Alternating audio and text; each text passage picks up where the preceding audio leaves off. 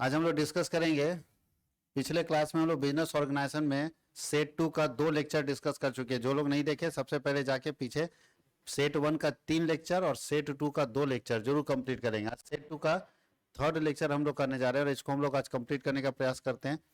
तो third lecture में जो हम लोगों को पूछा गया बिजनेस ऑर्गेनाइजेशन में विनोबा भावे यूनिवर्सिटी के लिए या बीबीएम के धनबाद या तो रांची यूनिवर्सिटी, जहाँ पे भी बिजनेस ऑर्गेनाइजेशन पढ़ना होता है, बिजनेस ऑर्गेनाइजेशन जहाँ पे भी पढ़ना होता है, किसी किसी यूनिवर्सिटी में सेमेस्टर 1 में पढ़ना होता है, किसी किसी यूनिवर्सिटी में सेमेस्टर 2 में पढ़ना है।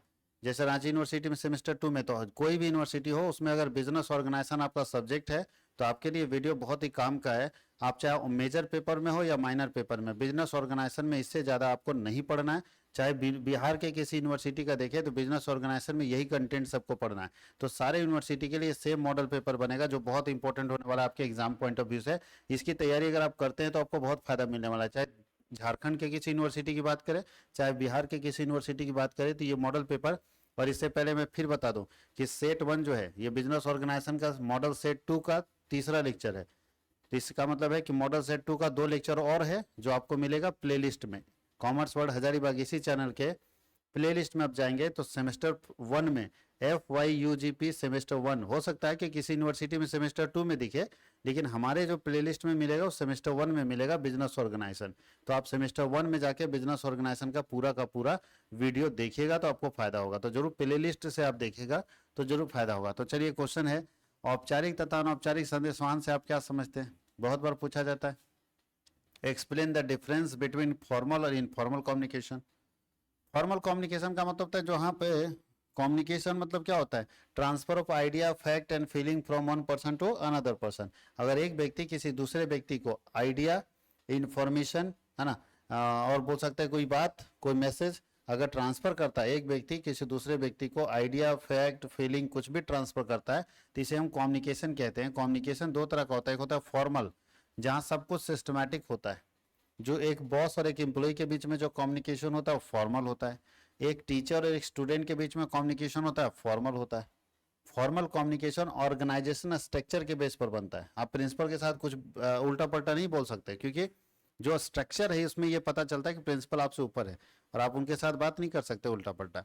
लेकिन इनफॉर्मल ऑर्गेनाइजेशन भी होता है, इनफॉर्मल कम्युनिकेशन भी होता है जहाँ पे कोई सिस्टम नहीं है, ना कोई लिंक है, ना सुपीरियर है, ना जूनियर है। ये जो भी होता है वो सोशल बातचीत होती है, जो सामाजिक बातचीत लिखा हुआ है, सोशल डिस्कशन होता है।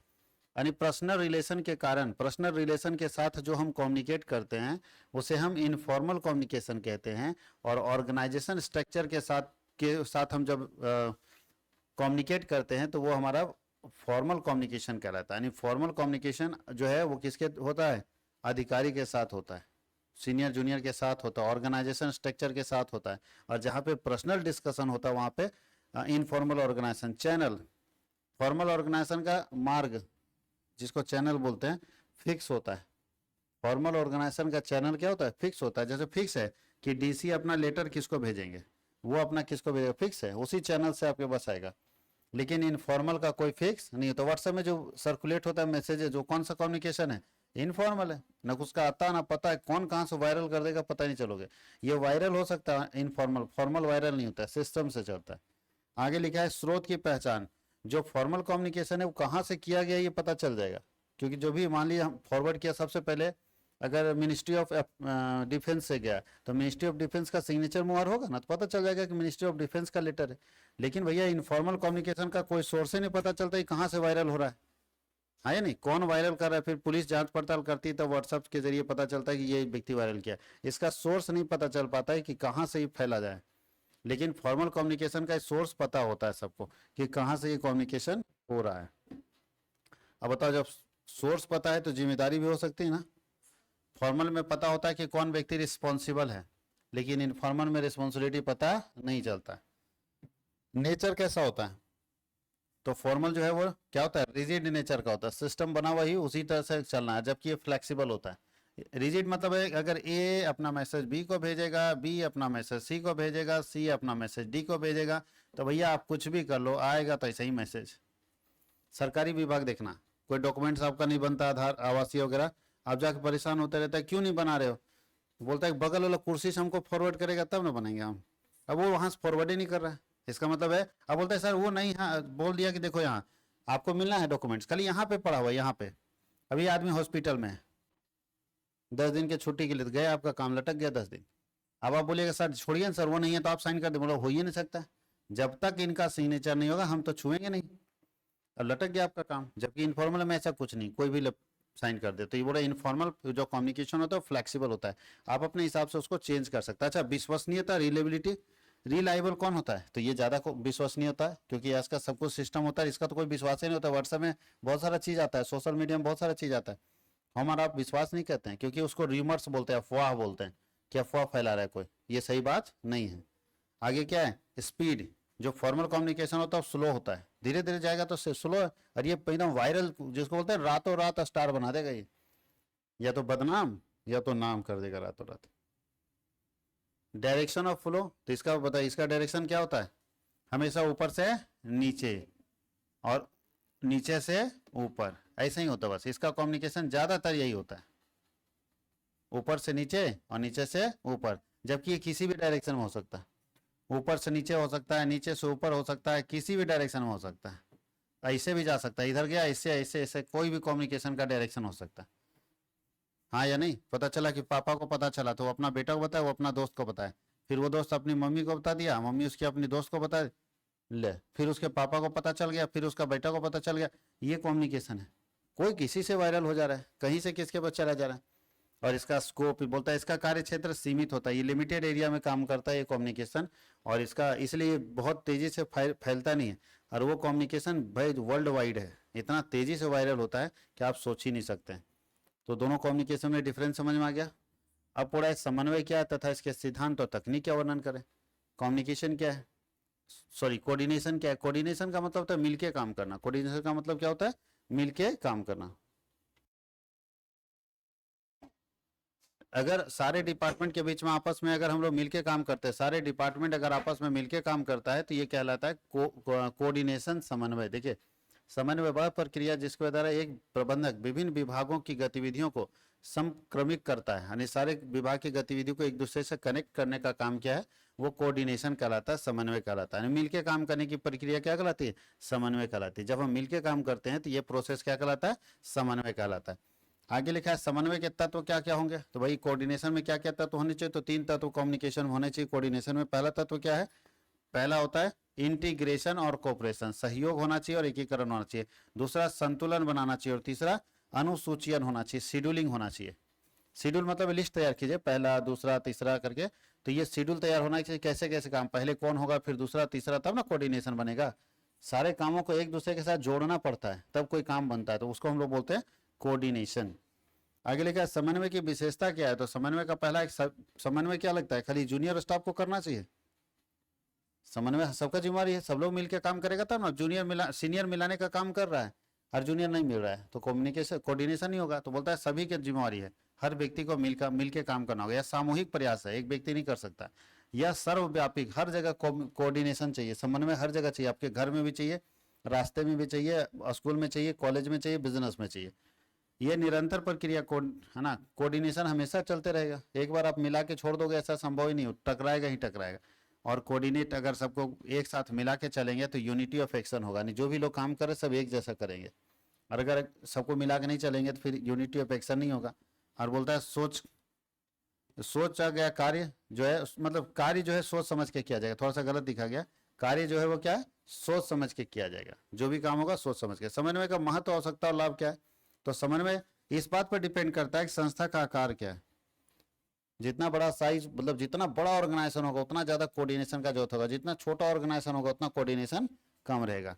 आगे लिखा क्या, फंक्शनल डिफरेंशिएशन, हर व्यक्ति का काम अलग अलग होता है और हर व्यक्ति के काम अलग, हर व्यक्ति अलग फिर काम में एक्सपर्ट है। तो आप सोचिए कि हर व्यक्ति के अलग अलग काम, अलग अलग एक्सपर्टीज को आप कैसे जोड़ के अपने बेनिफिट के लिए काम करवा लोगे।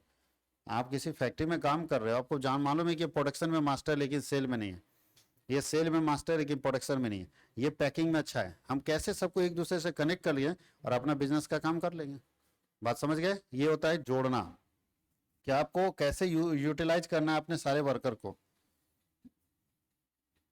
आपको स्पेशलाइजेशन का भी बेनिफिट लेना है, हर वर्कर किसी न किसी काम में एक्सपर्ट होता है, उसका फायदा उठाना और समन्वय बोलता है प्रबंध के सभी स्तरों पर आवश्यक होता है। कोऑर्डिनेशन इज नेसेसरी या essential at all level of management. Top level में भी कोऑर्डिनेशन चाहिए, मिडिल लेवल में भी कोऑर्डिनेशन चाहिए और लोअर लेवल में भी कोऑर्डिनेशन चाहिए। अब दो तरह का संगठन अभी बता चुके थे, औपचारिक और अनौपचारिक। अभी कम्युनिकेशन देखे थे, संगठन है, सेम चीज है कम्युनिकेशन। तो एक करके देखते हैं, दोनों में अंतर दिया हुआ है क्या? बहुत ज़्यादा कहानी है, डिफरेंस नहीं दिया हुआ है। नहीं, चलिए अलग अलग लिख लेते हैं, है ना। औपचारिक संदेशवान क्या होता है, उसका लाभ हानि सब लिखा हुआ है। औपचारिक फॉर्मल ऑर्गेनाइजेशन ऐसा ऑर्गेनाइजेशन होता है जो सिस्टम से बनता है, जहाँ पे सभी लोगों का रोल डिफाइंड है, सब लोगों का काम परिभाषित है कि आपको क्या करना है, क्या रोल है, क्या नहीं करना है और क्या करना है, हर चीज़ की जानकारी पहले से अगर किसी कंपनी में वर्कर को है तो इसका मतलब वहाँ पे फॉर्मल ऑर्गेनाइजेशन लागू किया जा रहा है, औपचारिक संगठन है। जैसे आप मान लीजिए बैंक कॉलेज गए या स्कूल में देखिएगा, टीचर आ रहे हैं अपना क्लास ले रहे हैं, आ रहे क्लास ले रहे हैं, सबको सिस्टमेटिक पता है, किसी को बोलने की जरूरत नहीं पड़े पढ़ाइए आप। तो इसका मतलब क्या है, वहाँ पे स्कूल में क्या है, उस स्कूल में फॉर्मल ऑर्गेनाइजेशन सिस्टमेटिक सब काम होता है। तो जिस संगठन में सारा काम सिस्टमेटिक होगा वो फॉर्मल ऑर्गेनाइजेशन होगा। और ये कहाँ पे लगता है, ये कंपनियों में लगता है। देखिए यहाँ पे क्या फायदा है, इसका लक्षण क्या है, तो औपचारिक संगठन की स्थापना स्वेच्छा से यानी अपनी इच्छा से और निर्धारित उद्देश्यों की प्राप्ति के लिए किया जाता है। दूसरा, इसमें प्रबंध के प्रत्येक स्तर पर अधिकारियों के अधिकार, मतलब हर व्यक्ति का अधिकार, कर्तव्य और उत्तरदायित्व तो स्पष्ट रूप से पता रहता है। उसको पता है कि मेरा क्या राइट है, मेरी क्या ड्यूटी है, उसको पता है। इसमें जितना भी अथॉरिटी आता है ऊपर से नीचे, अथॉरिटी ऊपर से नीचे और रिस्पॉन्सिबिलिटी नीचे से ऊपर जाता है। इसमें आदेश की एकता, यूनिटी ऑफ कमांड होता है, ऊपर से एक आदमी आदेश देता है और उसी को लोग पालन करते हैं। इसमें संगठन के सदस्यों के बीच क्या होता है, पर्सनल रिलेशन होता है या इम्पर्सनल रिलेशन होता है। एक बैंक में लोग काम कर रहा है तो सबके बीच में पर्सनल रिलेशन है कि इम्पर्सनल है, इम्पर्सनल है। एक ऑर्गेनाइजेशनल रिलेशन है। अब बॉस मान लीजिए हम है मैनेजर और मेरे नीचे सुपरवाइजर है, तो हमको उसको नहीं जानते, हम दिल्ली में काम करते हैं, हम झारखंड के हैं, वो पंजाब का है, लेकिन काम कर रहा है कि नहीं एक फैक्ट्री में। तो काम इसलिए कर रहा है क्योंकि हम उसको पर्सनली नहीं, मेरे चाचा फूफा का बेटा नहीं है ना, हम जान रहे हैं उसको, बस ये हाँ जान पहचान कैसे बढ़ गया, ऑर्गेनाइजेशनल के कारण। हम फैक्ट्री में जब तक रहेंगे, इंडस्ट्री में जब तक रहेंगे, उससे जान पहचान है, उसके बाद कोई हम उसके घर नहीं जाने वाले। तो यहाँ पे पर्सनल रिलेशन नहीं होता है, यहाँ पे क्या होता है, इम्पर्सनल रिलेशन। अच्छा मान लो पर्सनल रिलेशन बनाने के को दे दिया जाए कि बहुत अच्छा दोस्ती बना लिया और कल होके आप सीनियर हैं, कल होके को गलत कर दिया कुछ और हटाने की नौबत आ गया तो हटा दीजिएगा, पेन चला दीजिएगा, उसके घर जाके खाना खाएं, उसकी पत्नी आपको राखी बांधती है, आके हाथ जोड़ देगी कि हर बार राखी बांधते हैं, बस एक बार छोड़ दीजिए, तो क्या कीजिएगा, इसका मतलब आप जजमेंट सही नहीं कर पा रहे। या प्रमोशन देना और आपको बोल देगी भैया थोड़ा देख लीजिएगा, तो आप कहाँ है पर्सनल। आप पर्सनल कभी रिलेशन इंडस्ट्री में रखने की जरूरत नहीं है। इंडस्ट्री का रिलेशन कैसा होना चाहिए, इम्पर्सनल होना चाहिए, आपको कोई लेना देना नहीं, आप जो अच्छा है उसको सेलेक्ट करेंगे। इसमें संगठन चार्टों का उपयोग किया जाता है, ऑर्गेनाइजेशन स्ट्रक्चर यूज किया जाता है और उसी स्ट्रक्चर के अनुसार काम होता है। इसमें हर व्यक्ति को उसके पोजीशन के बारे में पता होता है कि हमको कहाँ बैठना है, मेरा क्या राइट है, क्या ड्यूटी है, और यहाँ सभी लोग मिलजुल कर काम करते हैं एक पर्पज के लिए कि कैसे अपने ऑर्गेनाइजेशन को आगे बढ़ाना है, कैसे अपने ऑर्गेनाइजेशन को बेहतर बनाना है। ये सब यहाँ पे फायदा है। अच्छा फायदा क्या होता है, फिर वही चीज़ है सेम, इसको आप पढ़िएगा, फॉर्मल ऑर्गेनाइजेशन का फायदा और फॉर्मल ऑर्गेनाइजेशन का घाटा। घाटा भी है, घाटा क्या है कि कोई तेजी से अगर मैसेज पहुंचाना तो नहीं पहुंच पाएगा। अब इतने सिस्टम में है आपका कि सिस्टम से जाते जाते टाइम लग जाएगा। और क्या है बताइए, हर जगह पे ये काम नहीं करता है, जहाँ पर्सनल बात करना होता है वहां पे ये काम नहीं करता। तो ये कुछ डिमेरिट और कुछ मेरिट है। अनौपचारिक संगठन क्या होता है, ये पर्सनल रिलेशन के कारण बनने वाला ऑर्गेनाइजेशन स्ट्रक्चर है। ऐसा ऑर्गेनाइजेशन स्ट्रक्चर जो किसके कारण बनता है, पर्सनल रिलेशन। देखिए लिखा है, informal organisation is such a web of personal and social relationship. बस ये क्यों, कुछ नहीं है, व्यक्तिगत संबंध है, सामाजिक संबंध है, मेरा समाज का आदमी, मेरा जाति का आदमी, मेरा रिश्तेदार है। व्यक्तिगत रिलेशन के कारण जो ऑर्गेनाइजेशन बन जाता है उसे इनफॉर्मल ऑर्गेनाइजेशन कहते हैं। कहीं कोई दिक्कत है, इसका विशेषता क्या है, तो भैया ये अपने आप बन जाता है। देखिए अनौपचारिक संगठन का निर्माण स्वतः अर्थात अपने आप हो जाता है। ये संगठन, ये सामाजिक संगठन होते हैं जिनकी स्थापना व्यक्तिगत आवश्यकताओं की पूर्ति के लिए की जाती है। एक ऐसे ऑर्गेनाइजेशन होते हैं जिसकी स्थापना व्यक्तिगत आवश्यकताओं की पूर्ति के लिए की जाती है। अनौपचारिक संगठनों का निर्माण सामाजिक समूहों के रीति रिवाजों, धर्मों, जातियों, भाषाओं, क्षेत्रों, स्वभावों, विचारों, पारस्परिक संबंधों, आदतों इत्यादि के समय, बहुत दिन से अगर हम लोग आपस में रह रहे हैं रीति रिवाज एक है, धर्म एक है, जाति एक है, भाषा एक है, क्षेत्र एक है, स्वभाव एक है, उसके कारण ये बन जाता है। कैसे होता है? बिहार बिहार में चले जाए, झारखंड बिहारी सब एकदम भाई भाई है, कह रहे तुम बिहारी आदमी यार, उसके कारण बन गया रिलेशन। उसके कारण लड़ जाएगा कि क्यों नहीं दीजिएगा, वो मेरे क्षेत्र का आदमी, मेरा राज्य का आदमी है। तो ये इसके कारण बनता है ये ऑर्गेनाइजेशन। अनौपचारिक संगठन संपूर्ण संगठन का आंतरिक भाग है, जो पूरा ऑर्गेनाइजेशन उसका छोटा सा पार्ट है, इंटरनल ऑर्गेनाइजेशन या इनफॉर्मल ऑर्गेनाइजेशन। अच्छा, इसका लाभ क्या है? इनफॉर्मल क्या लगता है कि केवल टॉप लेवल में होता है, मिडिल लेवल में, या हर लेवल में? इनफॉर्मल ऑर्गेनाइजेशन भी सभी स्तर में होता है। कोई दिक्कत है? ऐसा इनफॉर्मल ऑर्गेनाइजेशन बनना चाहिए कि नहीं बनना चाहिए? बनना चाहिए, क्योंकि कभी कभी ऐसा इंडस्ट्री में हो जाता है जब इनफॉर्मल ऑर्गेनाइजेशन ही बचाता है। सोचिए आपके साथ अन्याय हो रहा है, तब क्या करेगा? और सब आदमी एकदम फॉर्मल है, सिस्टमेटिक है, तब आपके साथ कौन लड़ेगा? उस समय इनफॉर्मल वाला लड़ता है कि कैसे नहीं कीजिएगा। तो इनफॉर्मल ऑर्गेनाइजेशन भी जरूरी है। तो बोल रहा है कि इसका लाभ क्या है और इसका हानि क्या है, पढ़ा जा सकता है। इसका लाभ क्या है और इसका हानि क्या है।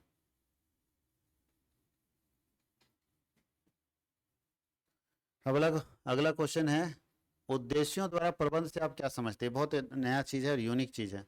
उद्देश्यों द्वारा प्रबंध क्या होता है? Management by objective. अच्छा, पहले क्या होता था? पहले बताइए क्या होता था?